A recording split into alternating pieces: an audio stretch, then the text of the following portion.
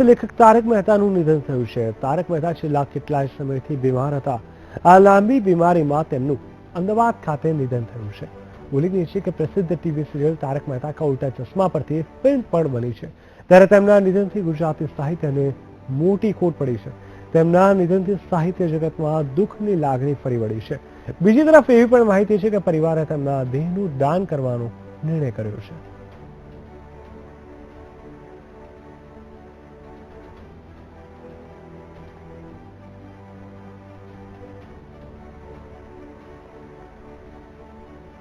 હાસ્ય લેખક તારક મહેતાના નિધનને લઈને નેતાઓથી લઈને સાહિત્ય કલાકારોએ શ્રદ્ધાંજલિ પાઠવી હતી અને દુઃખ વ્યક્ત કર્યું હતું.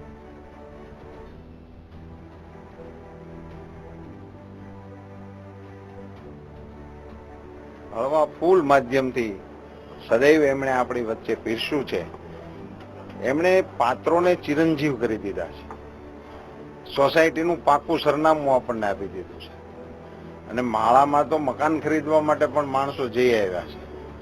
આ પ્રકારના ગુજરાતી ભાષા જીવે ત્યાં સુધીની અમર રચનાઓ આપણને આપીને હાસ્યને માટે આપણને સૌને હોશિયાળા કરીને આપણી વચ્ચેથી ગયા છે. એમને હું મારી ભાવાંજલિ અર્પણ કરું છું. કરતો તો આશિષભાઈ નિયમિત રીતે અહીંયા આશિષ દાદાને મળતા પણ હતા.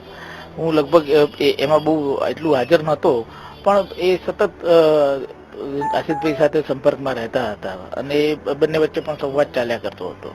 તમારા પાત્રની વાત કરવામાં આવે તો એમાં કઈ રીતના પ્રેરણા મળતી હતી તમને, ખાસ કરીને તારક દાદામાંથી? જી, તારક દાદા સાથે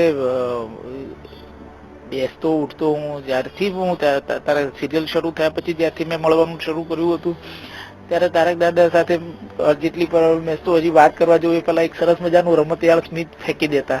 એ સ્મિત એટલું મજાનું હતું કે પછી આગળ મારાથી એવા બીજા કોઈ શબ્દો જ નહોતા નીકળતા અને એ સ્મિત એટલું મજાનું હતું કે ઘણું બધું કહી જતું હતું. મને એમનું રમતિયાળ સ્મિત સદાય યાદ રહેશે અને ક્યારે મને એવું લાગતું નથી કે મારા પાત્રને લઈને એમણે મારી સાથે ચર્ચા કરી હોય. એ ખબર નહીં, હું એમ સાથે જયારે બી આવીને બેસતો, પાત્ર સિવાયની ઘણી બધી વાતો થતી, બહુ મજા કરતા અમે. એ ક્યારે એવું પ્રયત્નપૂર્વકનું કહેવાનું ટાળતા અને એવા મજાના હતા. એમની આંખો પણ એટલી શબ્દસભર હતી કે તમારી એમની આંખમાં જ તમને બધું વંચાઈ જાય કે શું છે ને શું નથી.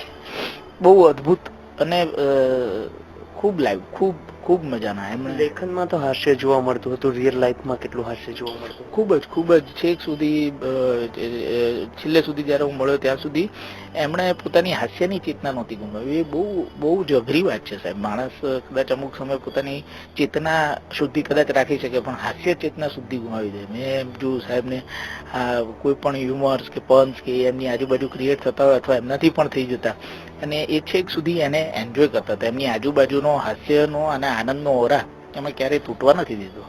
એમણે એ સતત એમણે એ જે આનંદને માણ્યો છે અને એમાં જ છેક સુધી જીવ્યા છે. ગુજરાતી હાસ્ય જગતનો એક જળહળતો તારક, ગુજરાતી હાસ્ય સાહિત્યનો એક જળહળતો સિતારો મુરબ્બી તારક મહેતા આજે વિદાય લઈ ચૂક્યા છે આપણા વચ્ચેથી અને એક ન પૂરી શકાય એવી ખોટ અમારા આ હાસ્ય સાહિત્યને પડી છે.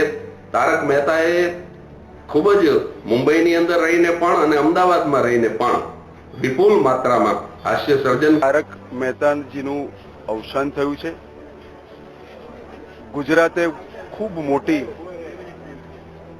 હાસ્ય લેખક તરીકે અને સાહિત્યકાર તરીકે એમની ખોટ અનુભવી છે. પ્રભુ એમના આત્માને ખૂબ શાંતિ આપે એવી પ્રભુને પ્રાર્થના.